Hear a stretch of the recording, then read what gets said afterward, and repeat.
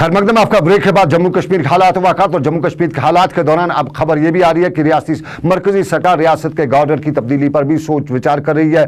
और बावसूख ज़राए से हमें मालूम हुआ है कि एन वोहरा की जगह अब एक फौजी जनरल को रियासत में गवर्नर के ओहदे के लिए मरकजी सरकार सोच विचार भी कर रही है। और जम्मू कश्मीर की सूरत हाल में नए गवर्नर की तैनाती भी हो सकती है। लेकिन राजनाथ सिंह का जम्मू कश्मीर का दौरा, इस पर अपोजिशन और दूसरी जमातों का रिएक्शन भी हम ले रहे हैं। और रिएक्शन में जहां राजनाथ सिंह के दौरे पर कल हकीम यासीन ने अपनी जो उनके साथ मुलाकात की, उसके बाद हमारे साथी रात 10:30 बजे दिन भर में बताया था कि वो मुतमईन है, लेकिन आज उन्होंने बताया कि वो इससे मुतमईन नहीं है। और उन्होंने दूसरे असम्बली मेंबरान जो हैं उनके साथ हवाले से बताया कि सबको दौरे के हवाले से या जम्मू कश्मीर पर मरकजी सरकार की सियासत के हवाले से असर नौगौर करना चाहिएगा। हमें इस मामले को संजीदगी से लेने की ज़रूरत है ताकि जो 47 से लेकर आज तक बहुत सारे वादे भी किए, बहुत सारे कमीशनस भी बनाए गए, बहुत सारे माहदे भी किए गए, मगर किसी पर अमल दरामद नहीं हुआ। और हैरानगी की बात यह है कि जो हमारे ये चीफ मिनिस्टर साहिबा है वो इससे पहले ये कह रहे थे कि एजेंडा ऑफ अलायंस जो दो पार्टियों का हुआ उसमें इन्होंने बार बार जिक्र किया कि हुर्रियत समेत, कि मैं नहीं कह रहा हूँ बल्कि ये मरहूम मुफ्ती साहब के अल्फाज है, मोहतरमा महबूबा जी के अल्फाज है। और दोनों मुश्तरका कॉन्फ्रेंस इन लोगों ने दी जिसमें इन्होंने बातचीत के हवाले से एजेंडा ऑफ अलायंस में सब फ्रेकें हुर्रियत समेत इन्होंने दोहराया। आज उसका इन्होंने मुश्तरका कॉन्फ्रेंस में किसी तरफ न इशारा किया न उसका जिक्र किया। लिहाजा हम चाहते हैं कि वो भी उसकी वजाहत करे आखिर वो एजेंडा ऑफ अलायंस इस बातचीत के हवाले से है क्या।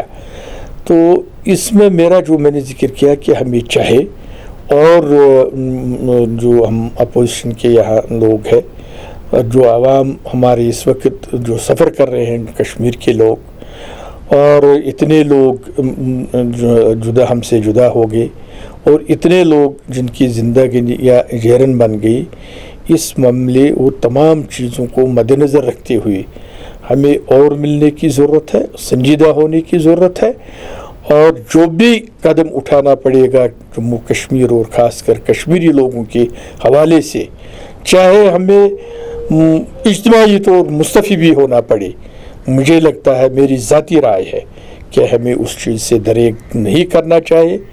और जो हालात इस वक्त यहाँ पर बने हैं इसके लिए रास्ता ढूंढना पड़ेगा, इसके लिए गवर्नमेंट ऑफ इंडिया से दबाव बढ़ाना पड़ेगा।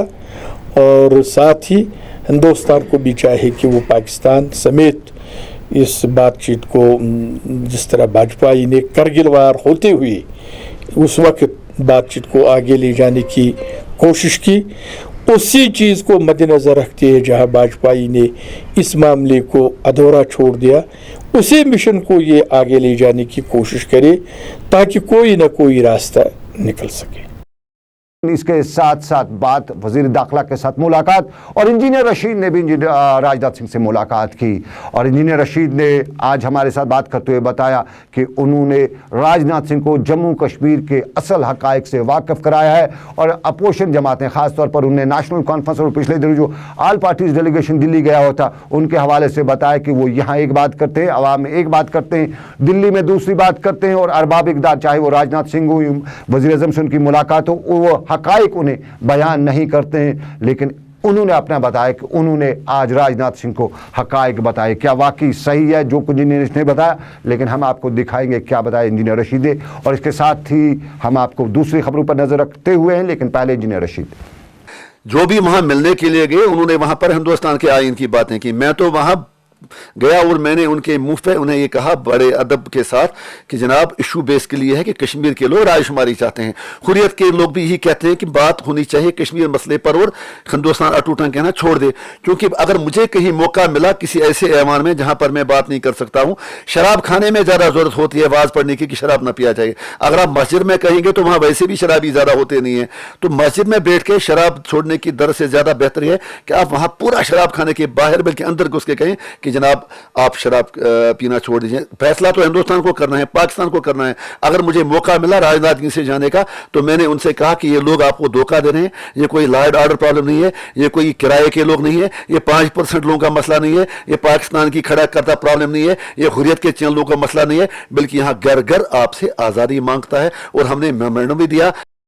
انجینئر رشید کی وزیر داخلہ راجناتھ سنگھ سے ملاقات اور اس کے بعد انہوں نے ہمیں خلاصہ دیا. لیکن اس کے ساتھ ہی آج کا دن بھر یہی اختتام پذیر ہوا. چاہتا ہے اپنے میزبان صنم اعجاز کو اس وعدے کے ساتھ دیجیے اجازت کہ اوپر والے نے چاہا پھر کریں گے آپ سے ملاقات. رکھیے اپنا خیال, دعاؤں میں ہم سب کو رکھیے گا یاد. اللہ آپ کا میرا سب کا نگہبان ہو. اللہ حافظ.